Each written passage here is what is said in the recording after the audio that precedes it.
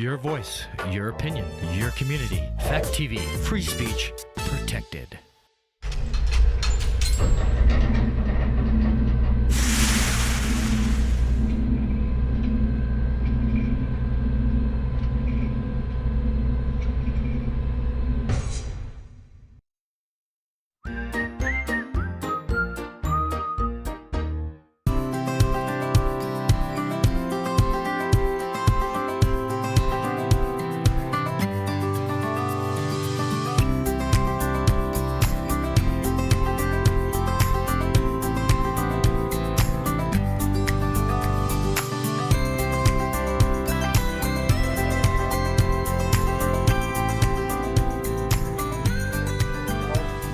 Kris Roberts, welcome to The Long Road.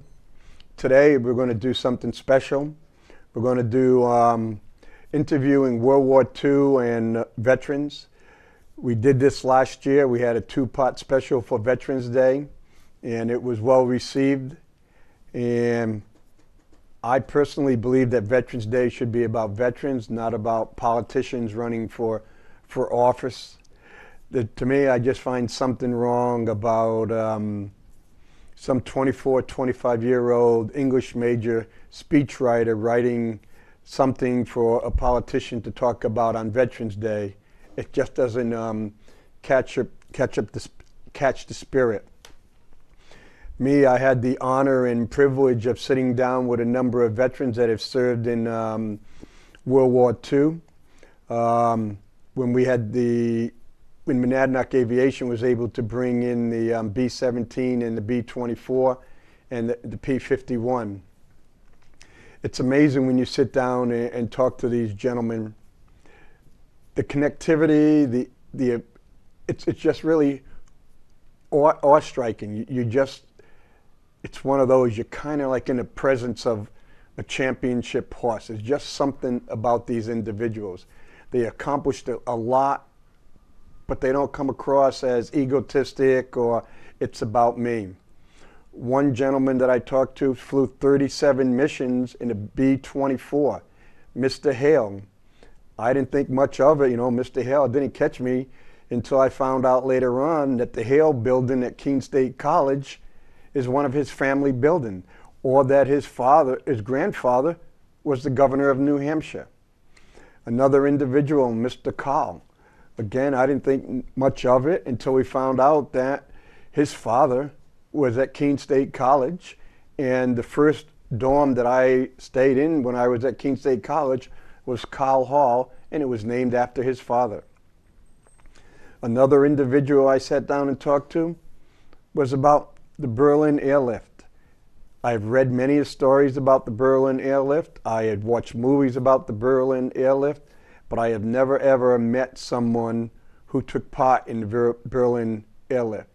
He's going and saying, well, it's no big deal, bang, bang, I was just doing my job. That's it, just doing the job.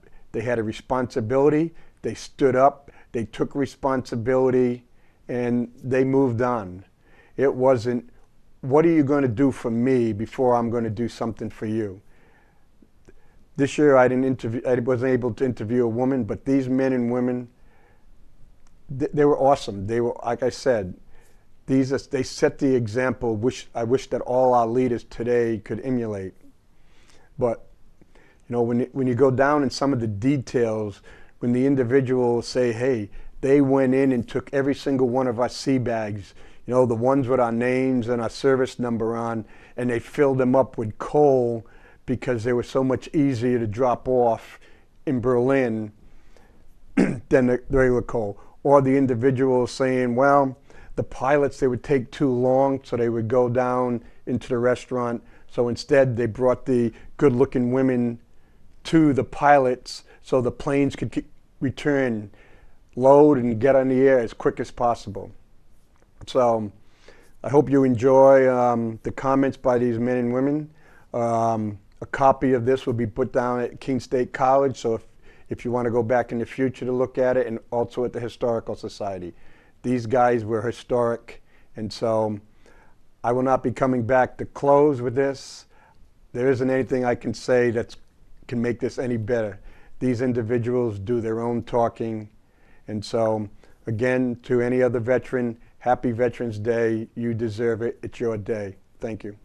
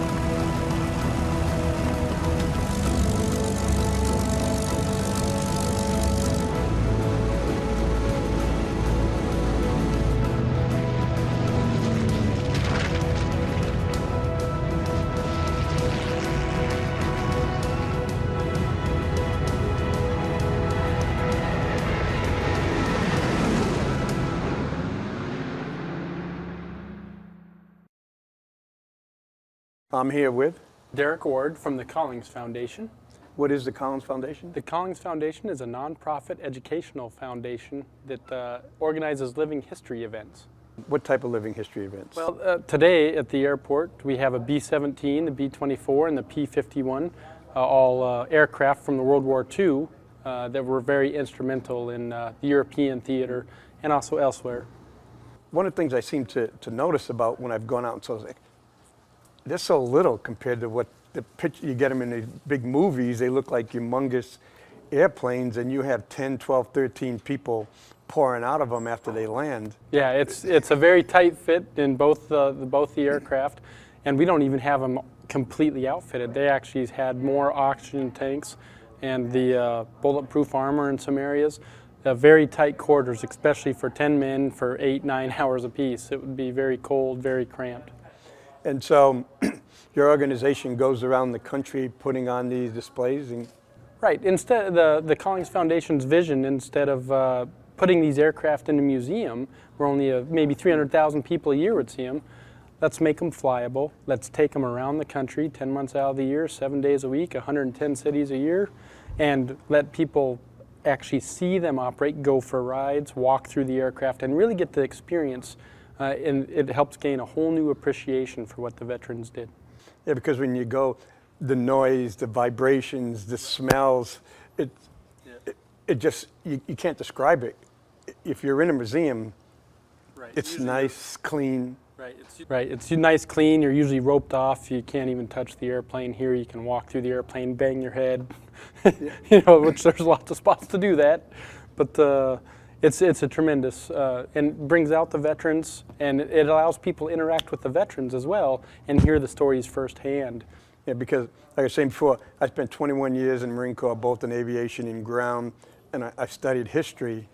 But just talking to some of the veterans I've been talking today, when they say, well, on the B-24, I was a bombardier, only the pilot and the co-pilot had seats on 12, 14 hours, 10 people, and you sit there and go, I never knew that. Right. We had another guy who was talking how he was in the Berlin airlift.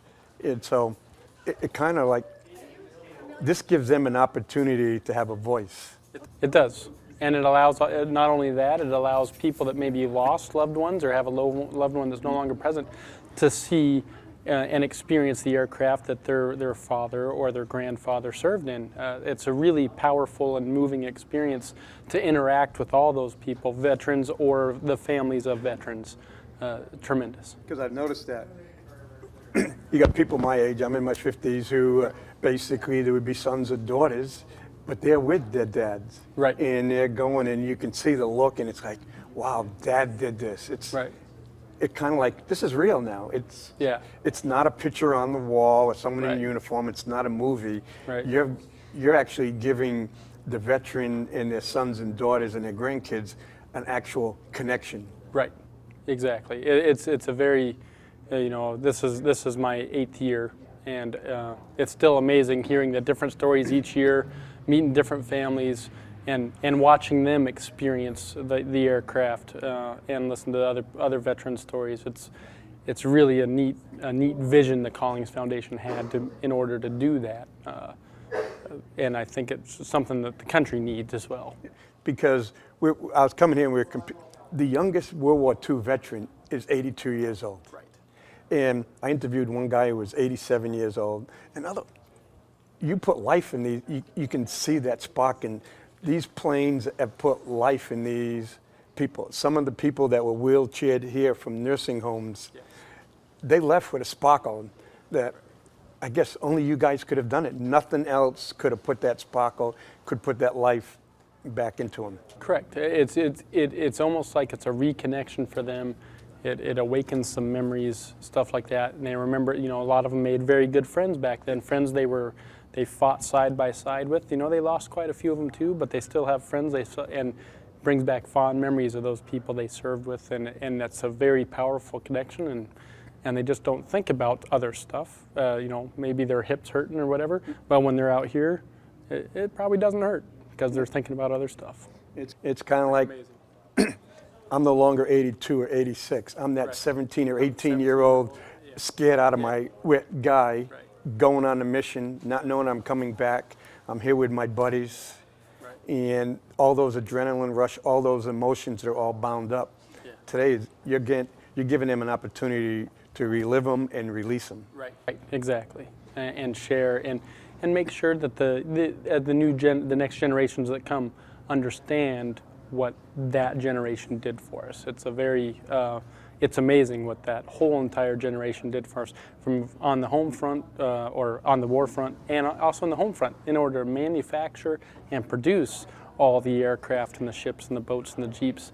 The country came together as one, and it's something that we need to remember, we need to learn from, and never forget. And it's not like the video game now. If you don't like it, you just press the reset button, you come back to life, and you continue on going.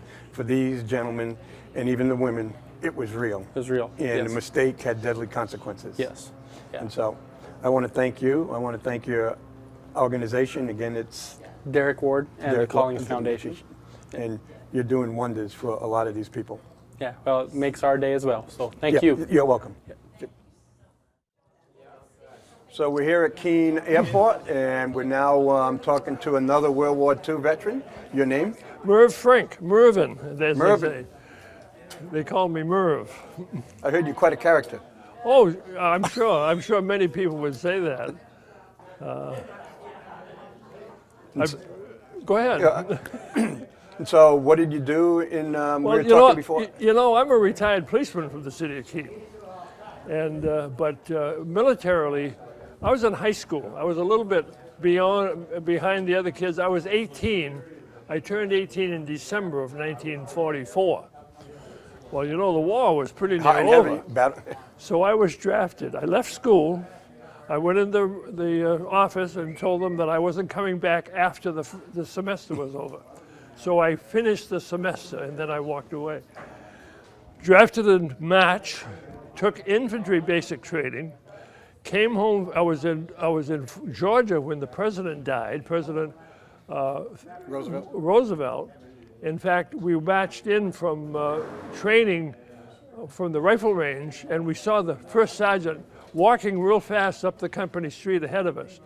And we stopped, made a right face. They held us to attention, and he announced that the president died just up the road in Georgia, Warm Springs, Georgia. And they played taps, and they dismissed us for the day. But had my furlough after basic training, put us on a troop train heading for the Pacific, a rifleman, an infantry soldier. And we pulled into one of the cities as we approached the West Coast, and people were holding up newspapers.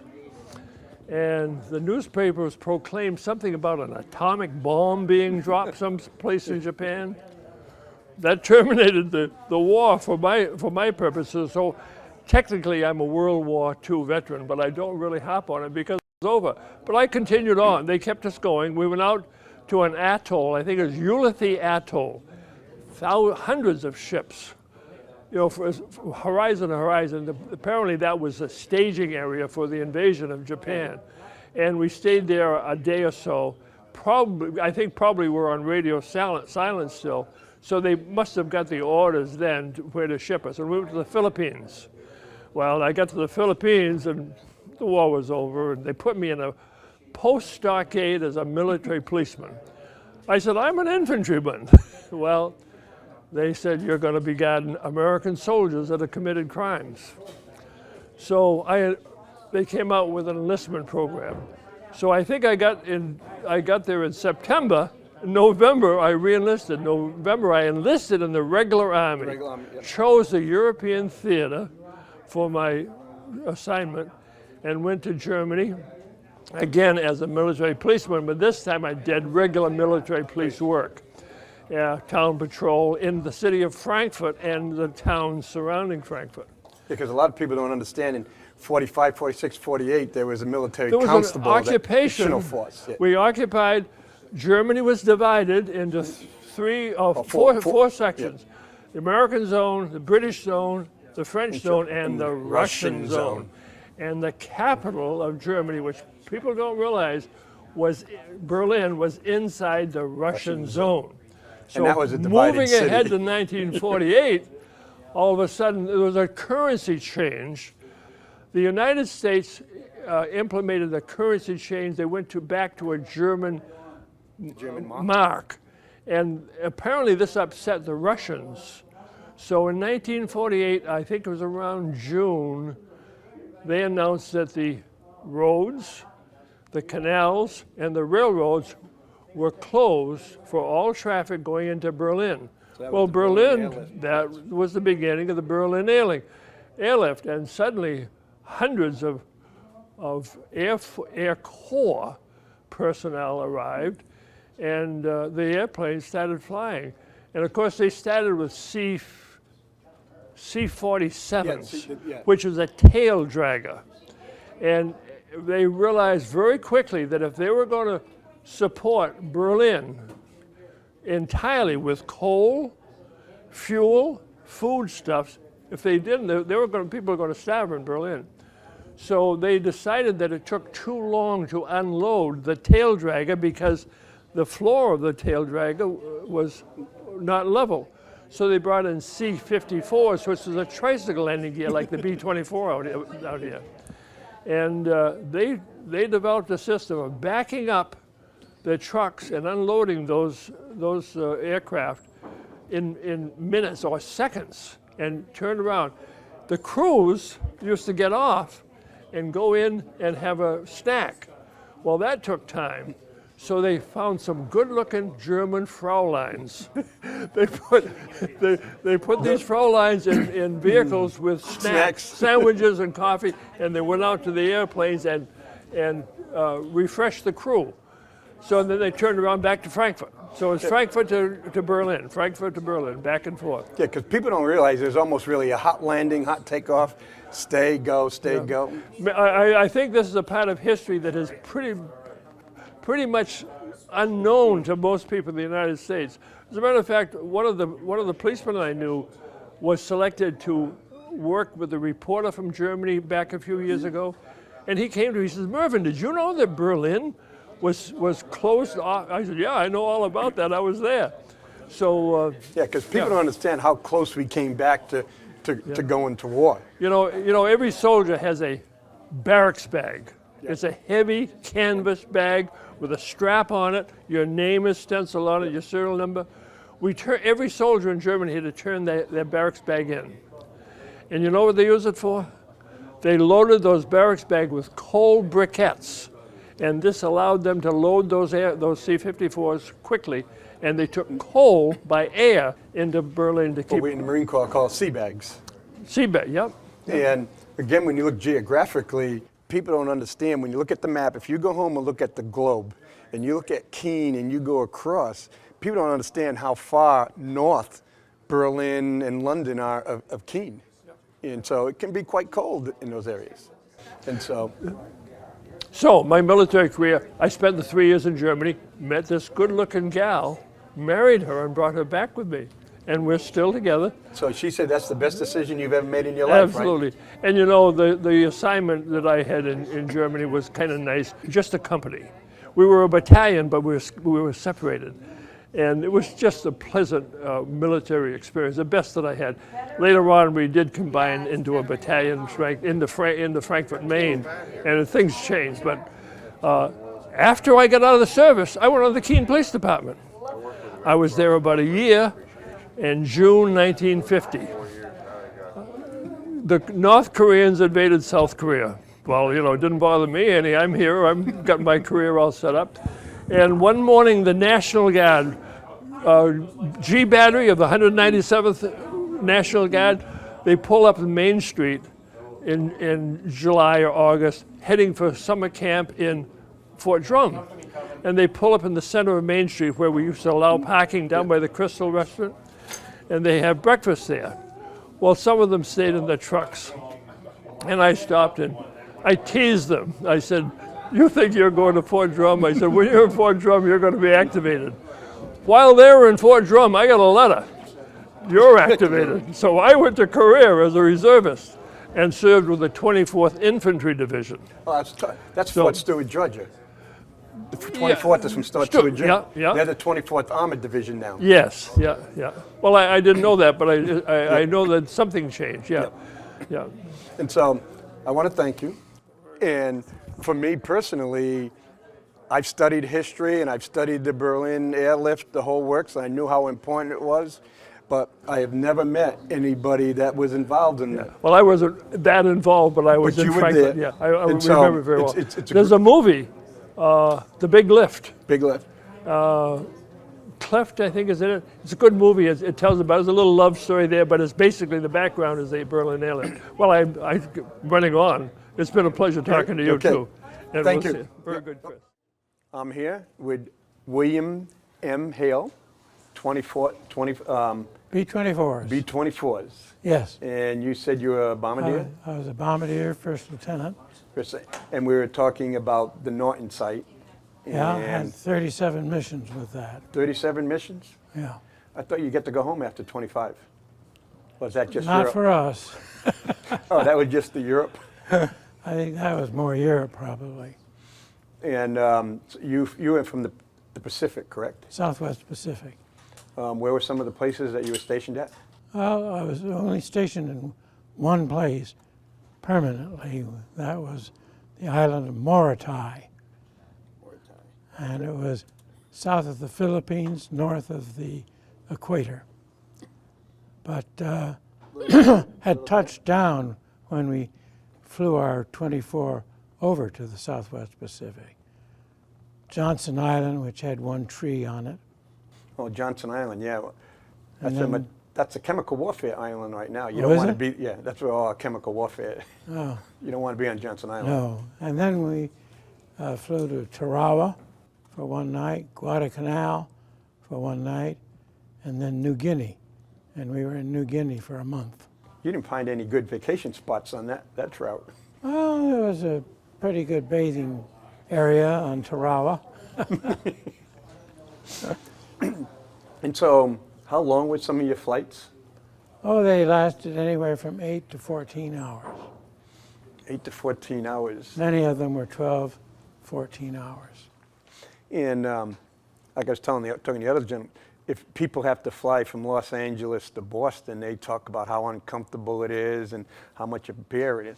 But when I go look at that B-24, it's nothing like it's in the movie. It's almost kind of like a miniature airplane. The only two seats were for the pilot and co-pilot. So what was the bombardier doing? Well, I was on my hands and knees looking into the bomb site when we were making a bomb run. And what elevation you fly at? Oh, anywhere from 8 to 15,000 feet. And so that wasn't as bad as, the temperature-wise wasn't that bad then, right? Oh, no. Southwest Pacific was pretty warm. And and so you're looking at 14 hours, a 14-hour flight. Well, that has to really get really uncomfortable. Well, there were things to do. It would take me close to an hour to get ready for a bomb run, but I didn't do anything until about 2 hours before the bomb run. When you talk about being the bombardier, I know on some there's bombardier/navigators. Or did you have separate ones, or did you do both of those? No, we had a navigator too, separate. In there, and so So did you ever get to go to some of the luxury places like Australia? No, I got gypped on that one. Oh, in the movies, all these Air Force guys, Army Air Corps always like to go to, what is it, Perth, Australia for their 2 weeks R&R. Oh, yeah. My pilot, he borrowed this jacket from me to wear to Australia when he went on his leave. So your But jacket went to Australia, but your Jacket went, but I didn't. Hopefully he didn't do anything wrong with your jacket to get you to get the blame for it. Not really. And so how long did you serve in the South Pacific? 8 months. 8 months. I got there in January and came back. And in August, I was on the ship coming home when they dropped the atomic bomb. So, so what did you think about the atomic bomb? Well, I had mixed feelings, but I think it spared an awful lot of lives. And it would have been a bloodbath if we'd had to invade with infantry and Marines on the island of Japan. Yeah, because, well, if you look back now, 50, 60 years, you can look at it at a moralistic approach way from the distance. Yeah. But when you go in and look, for example, Hiroshima, Okinawa, when you just look at we talk now about the Iraq and Afghanistan, and even for the 10 years of Iraq and Afghanistan, that doesn't compare nothing to the 6 weeks in Okinawa. No. And to consider how that's Okinawa, and that was just a Japanese colony, just to think of what happened to the mainland when they're talking about 1 million casualties. Oh, yeah. That number is not far-fetched. That's a pretty realistic number. Yeah, I know. I think probably there were fewer deaths with the dropping of the atomic bomb than there would have been if there'd been an invasion. I served one of my tours, I served down in Panama. And we went down to Panama, and all of a sudden, on the Atlantic coast, there's a nice, beautiful hospital complex. And I was going, this is American Hospital, and they had an American cemetery. I go, what is this for? And I was told it was for the invasion of Japan. I go, what do you mean? It said that they felt that the American public would not be able to deal with the devastation costs of invading Japan, that the casualties would have been shipped to Panama and taken care of, and that would have been one of the census stories until after the invasion was over with. Oh, sure. And it's like, then you go, no, they don't talk to you about this in history, but it's like, wait a minute. We have a serious trouble. Yes, if your family, 10 or 15 people get killed, then when we're talking about the amount of people, we're talking thousands of deaths and a lot of casualties. Those are tough decisions that commanders have to make, the president has to make. Oh, sure it is. And so I know it's war, and war always has a lot of downside. Are there any things that are on the positive that you remember while serving in the South Pacific? Well, some of our missions ended up in a very positive way in that we hit the target and destroyed it. I remember one mission over Balikpapan in Borneo, and we hit oil wells. The smoke went up to 15,000 feet, and I have a photograph that was taken from our bomber when it was further out, leaving the target, and it shows all that smoke coming up right out of Balikpapan. And it just makes you feel good because you accomplished your mission and you helped shorten the war. Right. And so, you have any competition between the Marines and the regular Army and the Navy? Who's better? No, we just simply had our job to do, and they had their job. And I remember one mission over northern Borneo. We were a couple of hours flying over just jungle, and our target was going to be pointed out, and it was in the trees, and there was mortar fire here, here, and there, and we had to bomb in between. And when we dropped our bombs, we saw this huge explosion, and there was a British infantry officer in the nose of the bomber with me, and he was with the ground. And he said, "My God, you just hit the Japanese ammunition dump." Got to take credit for that, right? Yeah, and we didn't know it was there. And so that's forward air controller, you know, Yeah. way early. And so you had your 8 years, 8 months, 37 missions. So when the war was over, did you stay in or did you get to go home? No, I was shipped right home, and I was discharged in December. So that was quick. How did you keep touch with your family during the war? Just by letter. Just by letter? What did they call those ones they made the microfiche? Did they Microfilm? Yeah, didn't they take a bunch of they were talking about I guess they took a lot of the letters, made them into microfilm, and then reproduced them so they can save space. Well, maybe they did. I wasn't aware of that. I know that just that thin air paper. The onion paper. Yeah, right home, and I guess that's what arrived home. Before we end up, how many people were on the B-24? 10 of us. 10 of us in that. A pilot, co-pilot, bombardier, which I was, the navigator, and then we had a radio operator, an engineer, and then a nose gunner, top turret gunner, belly gunner, and tail gunner. Those were the 10. I know talking to the other ones about the B-17, how important the P-51 was for the long-range escorts and the survival of the B-17s. What did you use to escort the B-24s? Didn't have any. Didn't have. We had the Pacific Ocean, because that's what most of our missions were over. We'd be 90% over water. So it's one of those. It's not like Germany where if you're over Europe, you get to bail out. You bail out over Europe. You may end up in a POW camp, but that's if you get to survive. Well, if you had to bail out where we were flying, you'd bail out into the water.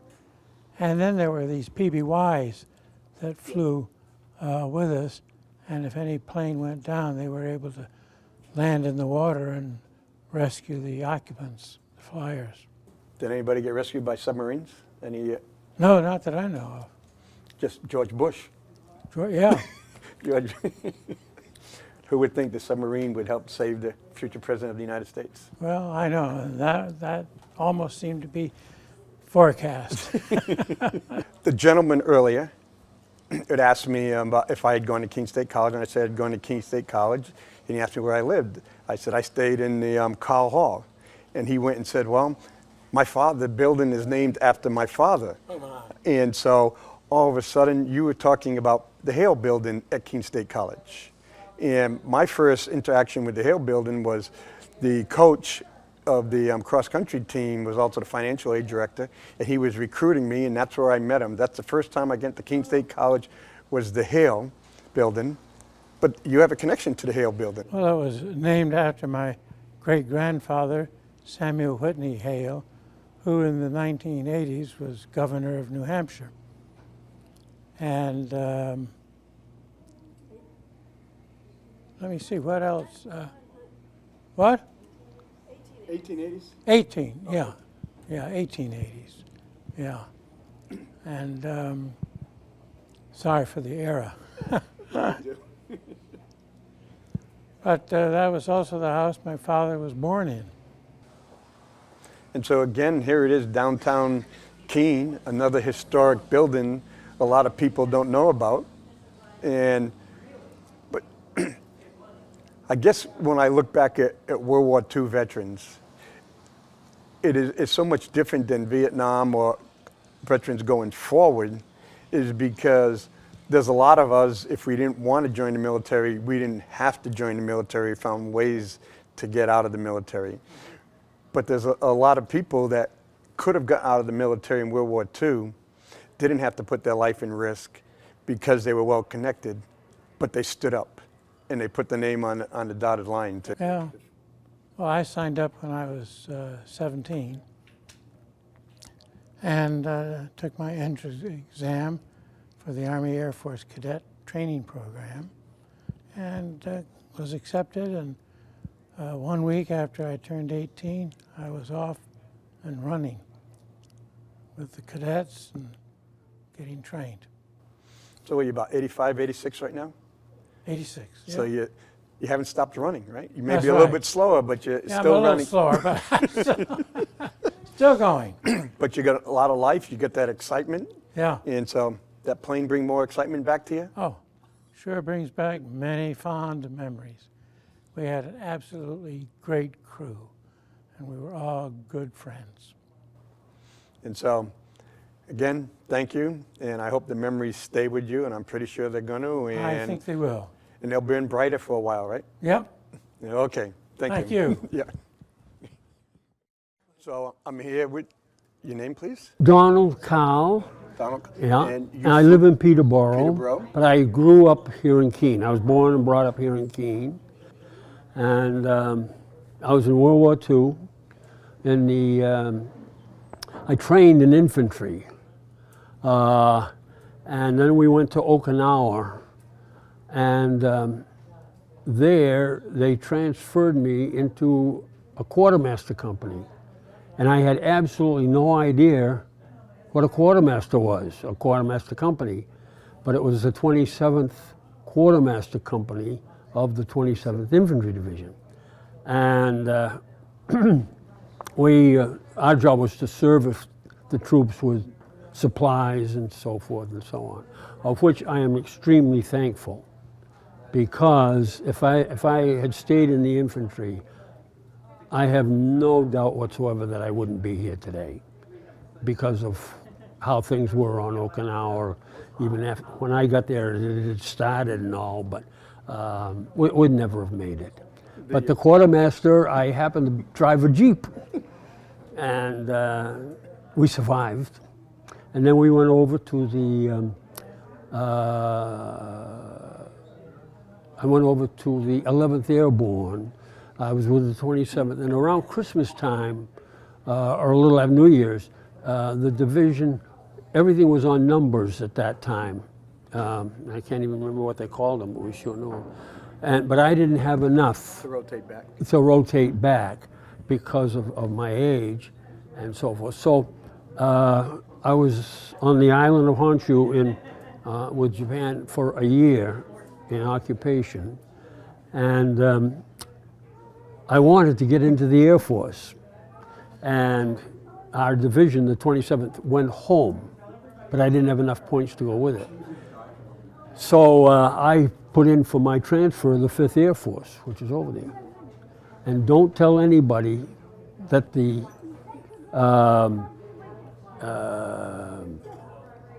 parachute, well, jeepers, airborne. The airborne, yeah. The airborne is not all volunteer. No, everyone is not all volunteer. Not all volunteer, because we didn't volunteer, and we ended up in the 11th Airborne over in Sendai, Japan. And then we came home and we were discharged. But you know how the guy goes and says you want a little extra money in your pocket, you know? I know, yeah. Well, our problem was that we had got that far. And we said, we're not going to go jumping out of any airplanes or anything else. We're going to keep our feet on the ground. We're going to keep our nose clean. And we're going to go home.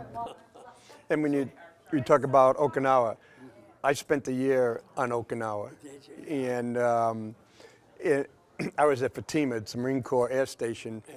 But we were down from called Zukaran and then down at Naha. When you go down to Naha and you look at the caves, and even, I was there in 81, so that's about 30, but even 36 years later, the housing developments on the, we do construction, there were still bombs and other live ordnance all over it. It was just, and one of the things about the Pacific, too, and with the Japanese, you see, we were being victorious, and we were pushing them back, and they didn't have any time or any facility to bury all their dead and everything else and all, and you have to crawl over it and through it. And that's what the guys really got tangled up in, and with the memories of the slaughter and stuff like that. And the other part about Okinawa was the mass suicides by the people, and one of those, again, going overseas. Well, Okinawa was never part of Japan. Okinawa was conquered by Japan. And we used what they call them, the Ryukins. They were a brown color instead of the and the Japanese treated them like slaves and stuff. That's what I understand. A lot of the slave labor for the fortifications, and those were a lot of the ones that committed the mass suicides. And I know that had a lot of traumatic effect on a lot of soldiers coming across. War's brutal, but this didn't have to be that brutal. Right. And the one when we were there, there was right outside of Naha. In fact, you could see Naha and Sherry from this. It was called Chocolate Drop, and it was in the shape of a chocolate drop with dark brown and everything. And the insides were so fortified you couldn't believe it. There were railroad tracks in there where they could run the guns from one place, and the burial caves for their burials and their cemeteries, so to speak, were just all fortified. All fortified. Because a lot of times, again, Okinawa is a coral island. Yes. And because of being coral, there was big water caves created by water, and you go to a wall, and then right on the other side, it could be a big cave. Yeah. And it was rough. You had no idea. No idea. And you're right. The only thing worse than being an infantry guy in Okinawa was being a combat engineer in Okinawa. I think so. I really think so. Yeah. And to go in and say, hey, do you want to stay in the infantry or do you want to go in the quartermaster? Yeah. I'm not stupid. Well, I'll tell you what. The sergeant that was signing us, he said, get over in that truck, Buster, and go up to your company. And I said, what company? He said, well, it's going to be the quartermaster. I didn't even know what quartermaster was. And I fought him, so to speak, He said, you get your ass in that truck, and you're going to change your MOS in 15 minutes. And he was looking out for you. There was an angel tapping you on the shoulder. Absolutely. I wouldn't be here today. I would not be here today. And you said you wanted to go into the 5th Air Force. Yeah. And you were one of the lucky ones to get to fly in the B-17 today? Yeah. How was it? Oh, it was terrific. It was terrific. And I'll tell you, even as, 60 years ago, 65 years ago, we always envied the Air Force. They were the sort of big shots. They were the carefree. In Japan, the different divisions and so forth would have they had a football team, and they'd come up to Niigata. That's where I first was, and play football, basketball, baseball, all of that stuff.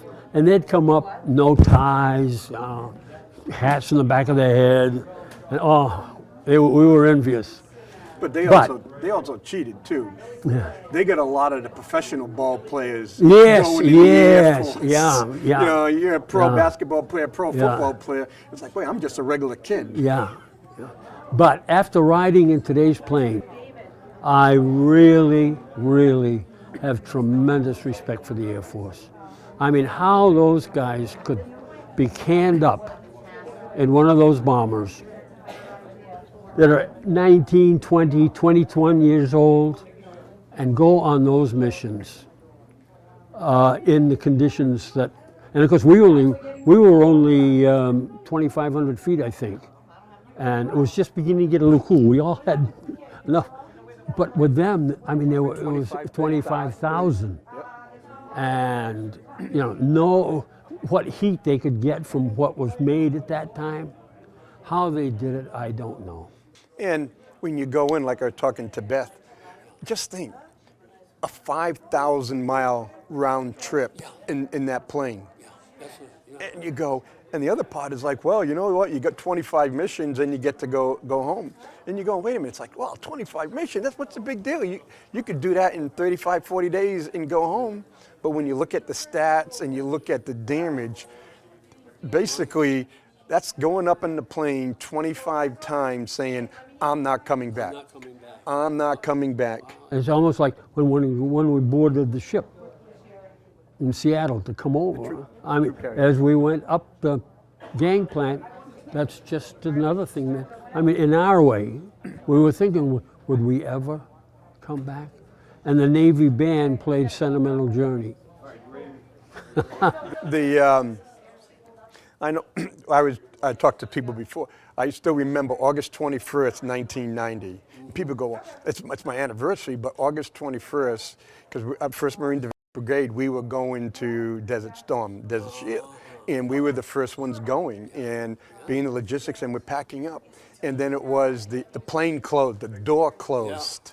And we had our 3 meals, we had 200 rounds, and I'm saying, wow, the Air Force is allowing us with this. I says, this is pretty serious. And then the door closed, and all of a sudden it was a totally different thing. And it's like, wait a minute, I just saw my wife and kids. I may never see them again. And you're sitting in the plane, and I was a captain at the time, and I'm the senior guy, and I'm looking around, people are sitting tight, and it's like, we're all scared shit. And none of us wanted to say, we were all trying to be macho, but you really, I can describe it to you, you get the feeling, but it's kind of like, wait a minute, this could be it. Yeah, and you have to experience something yourself to really know what it's like. And the other tough one that I had was when we got to Okinawa, climbing over the side of the ship on the rope net. My knuckles, my toes. I did that. I was on the USS Guam. And I was in the Med in '79. Yeah. That was when the embassy was taken over in Iran, and we almost had to go. And I saw a guy, you're coming over, and the Mike boats are coming up and smashing against the side. And they told you over and over, especially the old timers, oh, step on the down. Don't step on the up. One kid stepped on the up, and his leg just came right through. You're going right up again. Yeah. And people go, what? And it's like, you put the old Mae West on, and people, people don't understand. It's not like the movies. The ship is going, and and it's choppy, and they're going up, and it's two metal just smacking against each other. Yeah, and the other thing was because we had our pack on our back, and we had a rifle, and the damn rifle would hit you in the back of the head, and it all. But now we laugh about it, and because I'm here, I cherish that experience like nothing else before in life. And this plane here today just really brought me closer to the Air Force, and it was a great flight. So I had a cousin that was in the 4th Marines, and he landed on Saipan, and then he landed on EO, and he and another guy jumped into this hole on the shore at EO, and Bud said the minute they did it and they knew it was wrong, boom, they were hit. And he had a big leg problem. He lost a good part of his leg, and of course then he went home. But there again on EO, for some reason or other, well, on Saipan, I wasn't there at all, but on Saipan, the 27th Division was under the generalship of, what was it? His last name was Smith. Howland Smith. The other one on the Marines, who was in charge of the whole thing, was Mad Dog Smith. Yeah, Mad Dog Smith. And he got real teed off at the 27th Infantry because they didn't move fast enough or far enough. Yeah. And he had him. The Army guy, General relieved, the commander. He had him relieved. And that's one of the things in Marine Corps history, because that caused a lot of political problems. Oh, it sure did. And right on Okinawa, we had kind of a war with you guys in the Marines. Yeah. When the trucks and stuff, they played chicken. And then later on, we always, General Roy Geiger. Roy Geiger was a pilot. And in the Marine Corps, pilots can be commanders of divisions and infantry. And so, for one, Roy Geiger we call him the first Marine officer to be in command of an army because that was part of it. I think that was on Okinawa. but yeah, you know, but that's part of the difference. In people don't understand, and sometimes you got to make those critical decisions. You can't worry about personality because people die if you don't make the right decision. Not only that, but that's war. That's war. That's war. Everything basically has rules and regulations. War, a real war, and I don't mean that to against the Vietnam or any of those, but like World War II, what was I saying here? When the war rules and regulations. Regulations. With that kind of a war, there was only one or two regulations, supposedly through Switzerland. Yeah, Geneva, the Geneva, which Didn't were not followed, didn't work. I mean, and the only way you win one is like, and the other thing was the Marines used to say, and the Army later or whatever, but take the high ground and hold it. That's right. Take the high ground and hold it. And people don't realize that World War II, the closest thing I would say you could come to World War II is like the Roman gladiators. Yes. It was, yes. And that's why the Marines are always called American Spartans, Yeah. because basically you take the high ground or hold it, and that's part of it. You got to fight and you got to do what's necessary to To win. win it. And then you move on and do the same thing all over again. Yep. And very unfortunately and so forth, but the civilian population, Don't understand it. well, not only they don't understand it here now, around here in a way, but the civilian population, the casualties and stuff in the civil, and with the civilization, with the citizens of these communities, was tremendous also. Something like 15 million civilians get Killed, in yeah, World War I. in World War, World War War II. People, And what? the buildings were blasted. Yep. And I used to say a little bit at times, especially when the war was over with, I wish that this country could have experienced an air raid out in some farmyard, but just to get a taste of. Just that panic, that fear, that helplessness. And when the planes came over and the sirens blew and all that and so forth. But thank God it never happened in a way, but I think it would have done us a lot of good too. It's great. I want to thank you. Well, I want to I'm honored for thank being you. with you. I thank you, and I thank all of the guys that are in the service. And so I feel just so sorry for them in a way today. It should have been over with a long time ago. Yeah. There was an Army general that grew up in Peterborough. Oh, Jesus. White, General White, I.D. White. And he was a tank commander of, I don't know, either the 2nd or the 3rd Armored Division under Patton. There'll be 3rd Armored Division. Okay. Yeah. And he was the only 4-star general in World War II. He became 4-star. Did not graduate from West Point. He graduated from Norwich. You know, yeah. Norwich, top, a lot of tankers. Yeah. Schwarzkopf, a lot of tankers come from Norwich. Yeah. And I got to know General White well because I live in Peterborough, and at the time I was working there, and I was with the Rotary. And General White, when he retired, he moved to Dublin again, and I used to try to get to his table because it was a little teasing in a way, but it was when Vietnam was strong, and all you had to do was mention Vietnam, and Jesus, he blew his stack at the way it was being handled and done. Yeah. You know, it's just like we won the war in 2003 in Iraq, but we're still here. We're still here. Yeah. You changed it from a war, you won the war, and then you became an occupation. We won the war and lost the occupation. Yeah.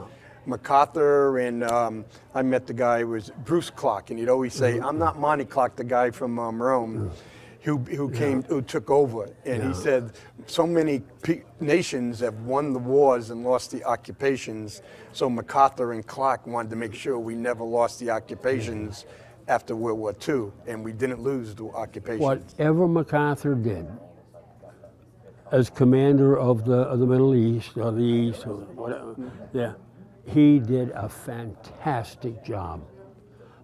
With me, I was driving a Jeep, and when I'd come, I'd leave the captain someplace, and I'd sit out there waiting for him. And at first, you'd see these Jap guys kind of peeking around the corner. Well, in another week or so, they began to come out in the open, and then they began to walk around the Jeep. Well, one day, I put up my hood, and I swear to God, all you saw was feet hanging out. They climbed all over that Jeep like nothing. You know.